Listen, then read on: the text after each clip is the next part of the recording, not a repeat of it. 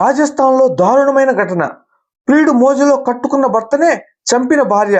వాకింగ్‌కి వెళ్దామని నమ్మించి మాటు వేసి ప్రియుడితో కలిసి హత్య చేయించిన వైఫ్. వివరాల్లోకి వెళ్తే ఆశీష్ అంజులకు 3 నెలల క్రితమే వివాహం జరిగింది. అయితే అంజుకు పెళ్లికి ముందే సంజు అనే వ్యక్తితో సంబంధం ఉంది.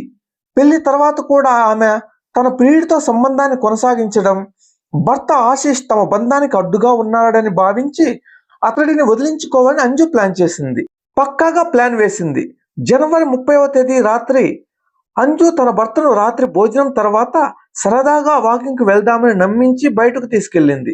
ఆమె ముందుగానే తన ప్రియుడు సంజు మరియు అతని స్నేహితులు అక్కడ వేచి ఉండేలా ప్లాన్ చేసింది. ఒక నిర్మానుష్య ప్రదేశానికి రాగానే వారు ఆశీష్‌పై దాడి చేశారు. హత్య జరిగిన తరువాత అంజు పోలీసులకు మరియు అక్కడ ఉన్న ప్రజలకు ఒక కట్టుకథ చెప్పింది.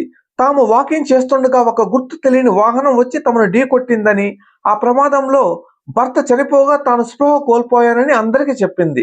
దొంగలు వచ్చి తన ఒంటిపై ఉన్న బంగారు నగలు, మొబైల్ ఫోన్ ఎత్తుకెళ్లారని కథ చెప్పింది. నిజానికి ఆ నగలను ఆమె తన ప్రియుడికే ఇచ్చేసింది. మెడికల్ రిపోర్ట్స్ ప్రకారం ఆశీష్ మృతదేహాన్ని పరిశీలించగా అది రోడ్డు ప్రమాదం వల్ల జరిగిన మరణం కాదని, ఇది గొంతును నిలిమి చంపినట్లుగా వైద్యులు చెప్పారు. అంత పెద్ద ప్రమాదం జరిగినప్పుడు భర్త చనిపోతే పక్కనే ఉన్న భార్యకు చిన్న గీత కూడా పడకపోవడం పోలీసులకు ఆశ్చర్యాన్ని కలిగించింది. అంజు మొబైల్ ఫోన్ రికార్డులను పరిశీలించగా ఆమె సంజు అనే వ్యక్తితో నిరంతరం టచ్లో ఉన్నట్లు బయటపడింది. పోలీసులు తమదైన శైలిలో విచారించగా అంజు అసలు నిజాన్ని ఒప్పుకుంది. నచ్చకపోతే చట్టబద్ధంగా విడాకులు తీసుకుని విడిపోవాలి, కానీ ఇలా ప్రాణాలు తీయడం అత్యంత దుర్మార్గమైన చర్య.